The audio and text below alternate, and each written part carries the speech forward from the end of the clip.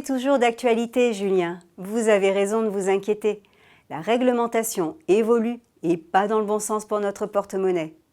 Ainsi, vous pouvez depuis le 5 juillet dernier être verbalisé pour arrêt ou stationnement très gênant pour un stationnement considéré jusqu'alors comme gênant.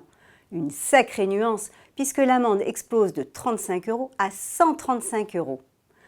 Vous êtes verbalisable dès lors que vous vous arrêtez ou stationnez sur un passage piéton ou à moins de 5 mètres, en dehors des places aménagées bien sûr, sur une voie verte, une bande ou une piste cyclable, sur un trottoir, à proximité d'un feu ou de panneaux si le gabarit de votre véhicule masque la signalisation aux autres usagers de la voie, et devant l'accès d'une bouche d'incendie.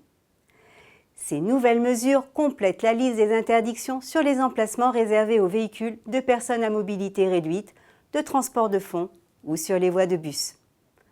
Dans la série des mauvaises nouvelles, au 1er janvier 2016, une autre envolée du prix des PV interviendra sur la plupart des mauvais stationnements non gênants.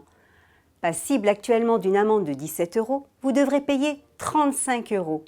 Si vous vous garez dans le sens inverse de la circulation, si vous empiétez sur un passage piéton depuis un emplacement matérialisé par exemple, si vous ne respectez pas la circulation alternée en vigueur, si vous n'affichez pas le disque européen de stationnement sur le pare-brise quand il y a lieu.